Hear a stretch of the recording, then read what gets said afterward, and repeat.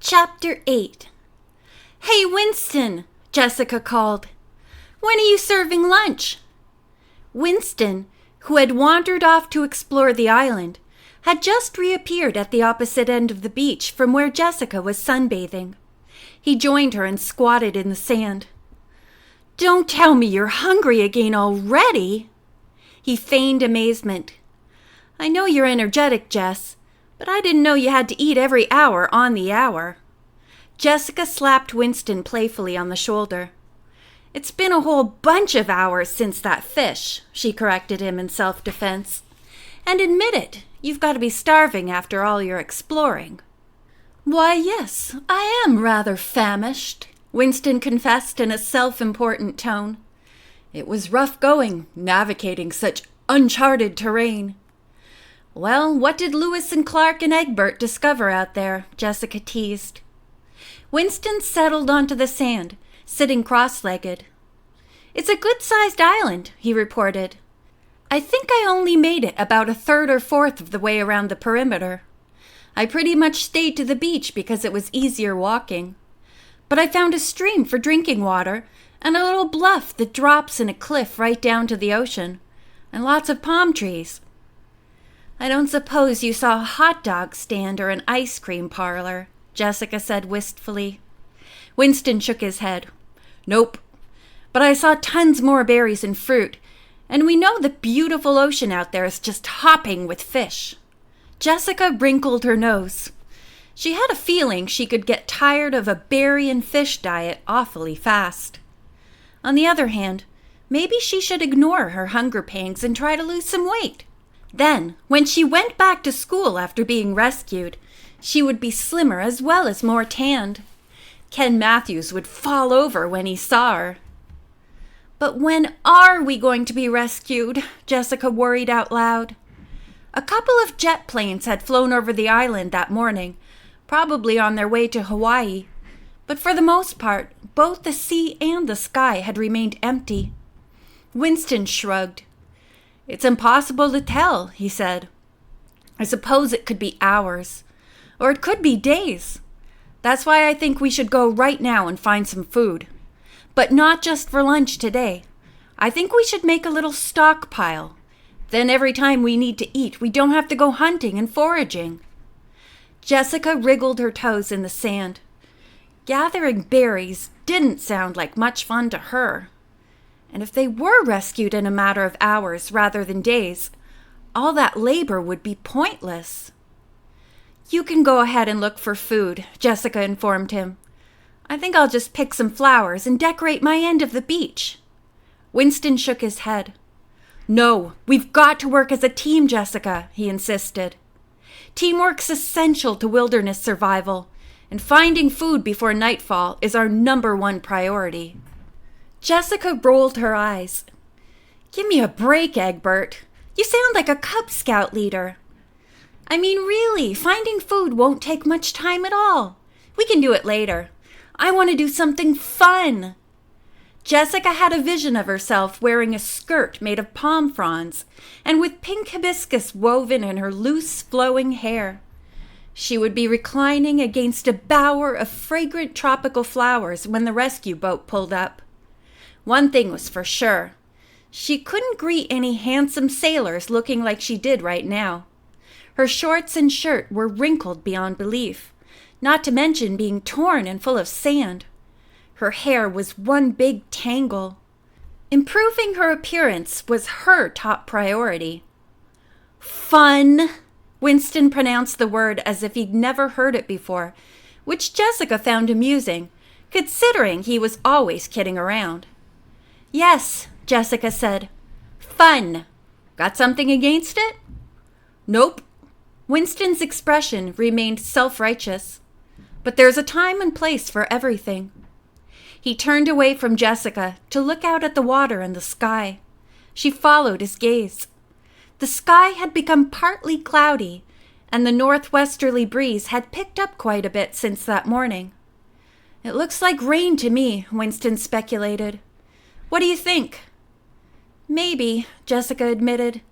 "But I'm not a meteorologist," she added dryly. Well, I think we should wait on the food and build a shelter instead, right away. And collect some firewood and get it under cover where it'll stay dry, Winston suggested.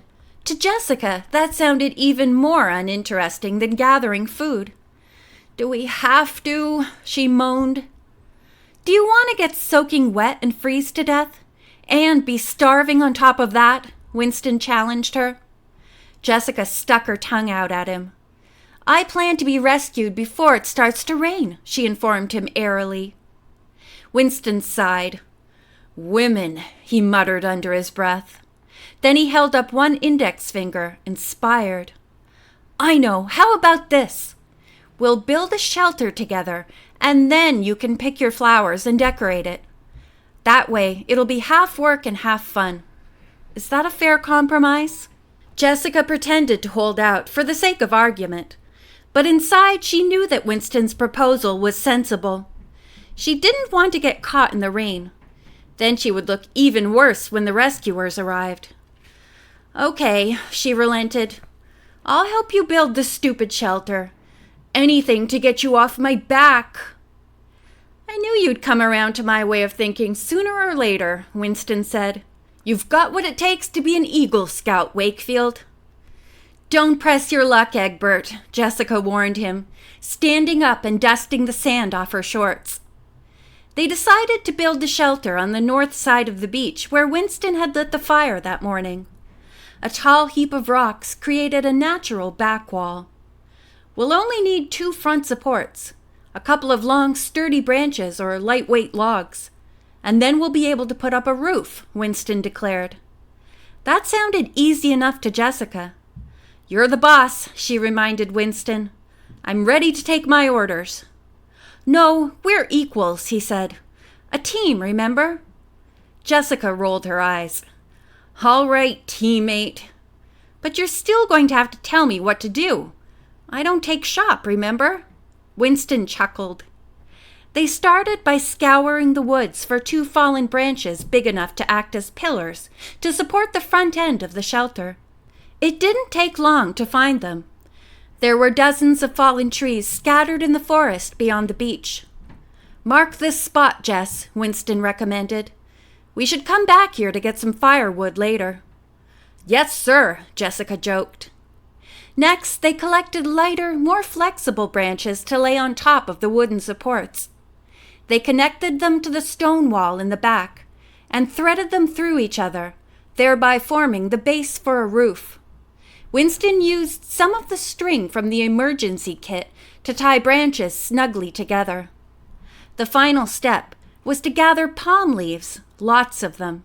Layers of the large, thick leaves stitched roughly onto branches with string almost magically became side walls for the shelter. When they layered palm leaves on top for the roof as well, the shelter was complete. Both Jessica and Winston were thrilled with the product of their labor. Jessica clapped her hands, delighted. It's so rustic, just like something out of a movie, she exclaimed. Not a bad piece of construction, Winston admitted proudly. And I have a few ideas for the inside, Jessica said. While you're working on that, I'll build a fire pit with stones outside the open end of the shelter, Winston told her. The first thing Jessica did was gather yet another armful of palm fronds. Spreading them across the sand at the rear of the shelter, she created a sort of palm leaf sofa. Then she located some leafy vines she had noticed earlier and cut a few dozen pieces of the vine to hang from the roof to the floor of the shelter. She used these to create a curtain that separated the shelter into 2 rooms, one for her and one for Winston. Last but not least, she picked a whole bunch of fresh, fragrant flowers to fill the corners of the shelter and the cracks in the rock wall.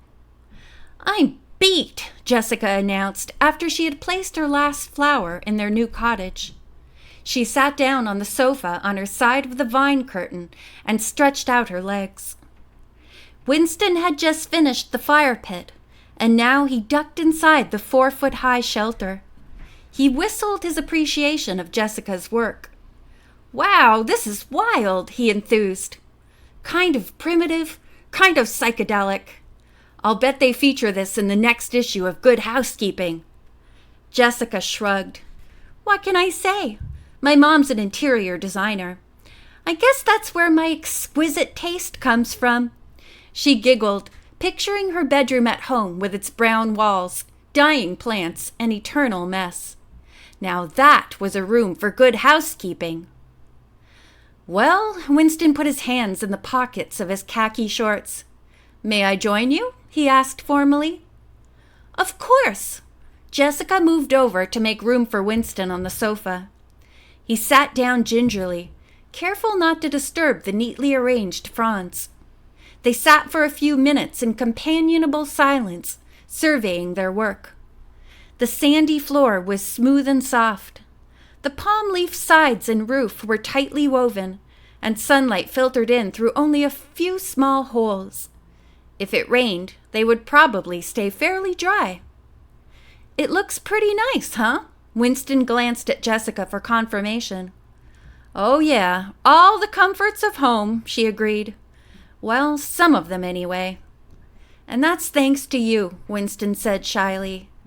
I admire the way you pitched in with this and worked so hard decorating and stuff. It really makes a difference. I couldn't have done all this on my own."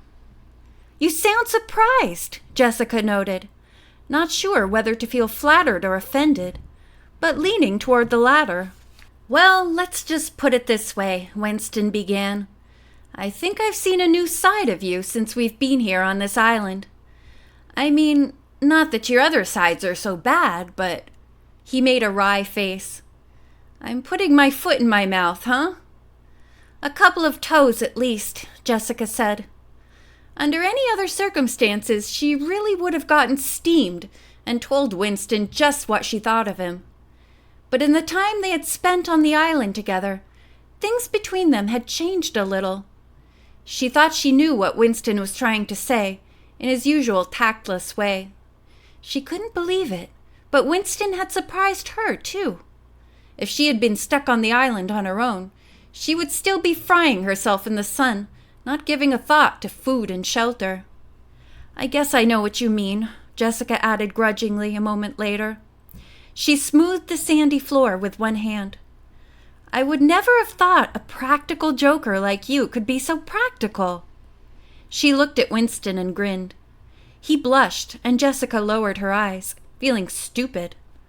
How can you even think such sappy things about Winston Egbert, of all people?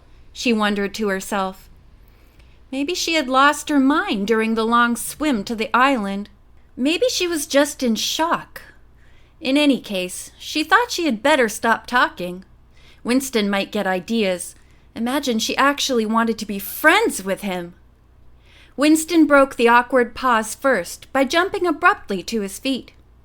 "We probably shouldn't waste time sitting around," he said, getting back to the business at hand. "We still need food and firewood. Ready for action?" Jessica jumped up from the couch and raced to the door of the shelter, happy to have an excuse to cut their conversation short. "Last one to catch a fish is a rotten egg," she yelled as she ran toward the beach ahead of him.